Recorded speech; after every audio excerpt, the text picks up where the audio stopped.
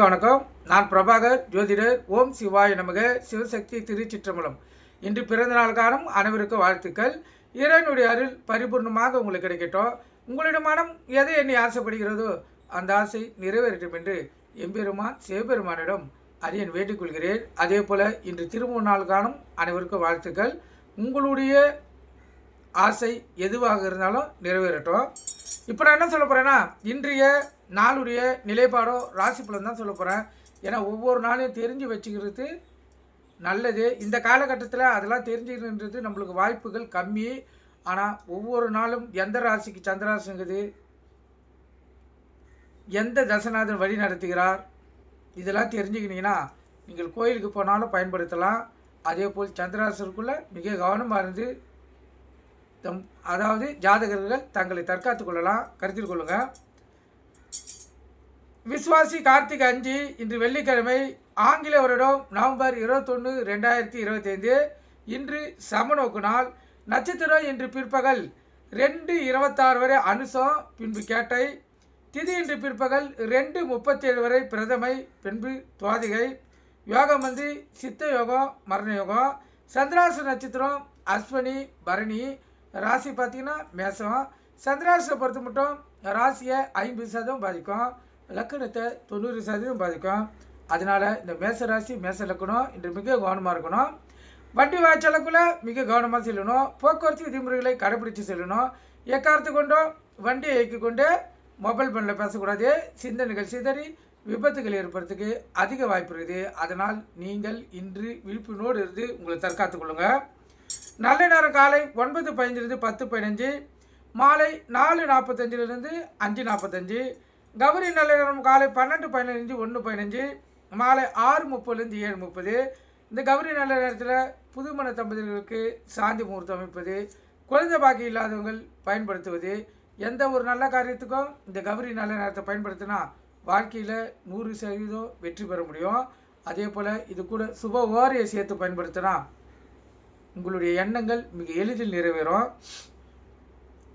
இப்போ இன்று வெள்ளிக்கிழமை என்பதால் சுக்கிர பகவான் தான் ஓரநாதன். அவரே இன்றைய கதாநாயகன். சுக்கிரவாரை பார்த்தீங்கன்னா காலை 6 to 7, மதியம் 1 to 2, இரவு 8 to 9.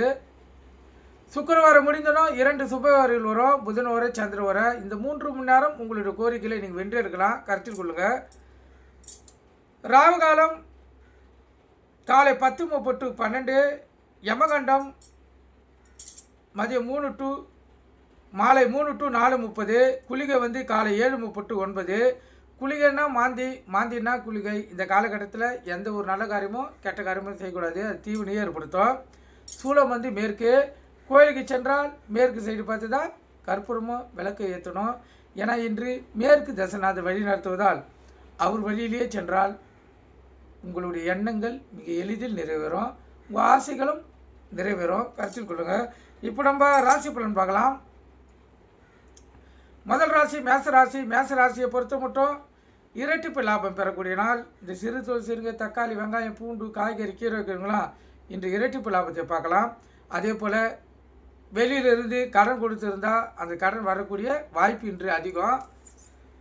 அதே போல் பணமும் கையில் சரளமாக பொருளும் அற்புதமான நாள். ரிஷபராசியை பொறுத்த மட்டும் எந்த ஒரு செயல் செய்தாலும் சிறு முயற்சி எடுத்து தான் செய்யணும். முயற்சி திருவினையாக்கும். அதை கருத்தில் கொண்டு இந்த நாள் நீங்கள் செலவு செய்யுங்க. உங்கள் இஷ்டத்தைத்து குலத்தைத்து வணங்கிட்டு இந்த நாளை செலவு செய்திங்கன்னா சிறப்பான நாளாக அமையும். மிதுன ராசியை பொறுத்த மட்டும் நன்மைகள் அதிகமாக நடக்கக்கூடிய நாள். கணவன் மனைவிடைய ஒற்றுமை நெருக்கமும் அதிகமாக இருக்கும். பிள்ளைகளிடத்துலையும் அன்பு பாசம் அதிகமாக இருக்கும். அற்புதமான நாள். கடகராசியை பொறுத்த மட்டும் பக்திமயமான நாள். இந்த நாள் கடகராசிக்காரர்களுக்கு மனம் இறை அருளியே தேடும். இறைவனுடைய அருளும் பரிபூர்ணமாக கிடைக்கும். அற்புதமான நாள். சிம்ம ராசியை பொறுத்த மட்டும் மேன்மையான நாள், மகிழ்ச்சிகரமான நாள், உள்ள மகிழக்கூடிய நாள், அற்புதமான நாள். கன்னி ராசியை பொறுத்த மட்டும் பரிசு பாராட்டுகள் பெறக்கூடிய நாள், சிறப்பான நாள், மகிழ்ச்சிகரமான நாள், உள்ள மகிழக்கூடிய நாள். துலா ராசியை பொறுத்த மட்டும் நலமான நாள், சிறப்பான நாள். கணவன் மனைவிடையே ஒற்றுமையும் நெருக்கமும் அதிகமாக இருக்கும். அலுவலகத்திலையும் மதிப்பு மரியாதை உயரும்.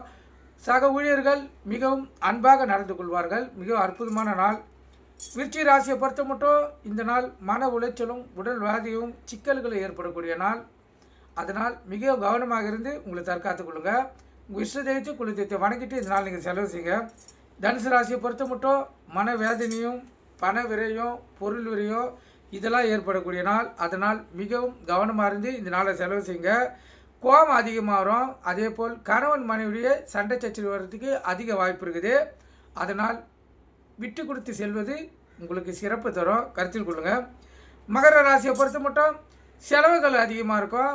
செலவை அடக்கி இந்த நாளை, அதாவது செலவை கம்மி பண்ணி சுப செலவாக செய்தீங்கன்னா இந்த நாள் உங்களுக்கு சிறப்பான நாளாக அமையும்.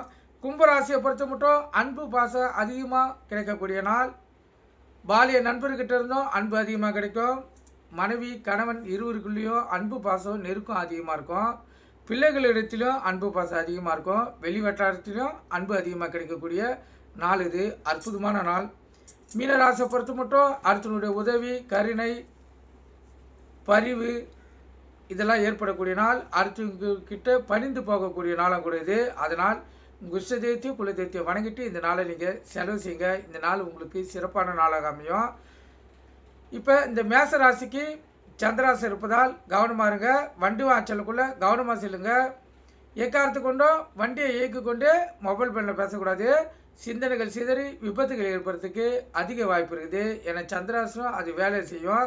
இப்போ ஒரு ஜாதகருக்கு அஷ்டமாபதி தசை பாதகாபதி மாரகாதிபதி 3 பேரும் சேர்ந்து இயக்கக்குள்ள அந்த ஜாதகருக்கு விபத்துகள் ஏற்படுறதுக்கு அதிக வாய்ப்பு இருக்குது.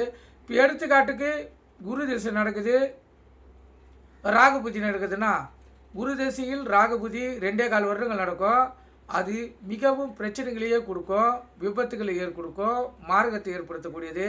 இந்த காலகட்டத்தில் இந்த சந்திராசி இருக்கக்குள்ளே நீங்கள் கவனக்குறைவாக சென்றுட்டிங்கன்னா கண்டிப்பாக மார்க்கம் கொடுத்துரும், இல்லைன்னா மார்க்கத்துக்கு ஈடான விபத்தை கொடுத்துரும். அதனால் இந்த சந்திராசி இருக்கக்குள்ளே மிகவும் விழிப்புணர்வு உங்களுக்கு தற்காத்து கொள்ளுங்க.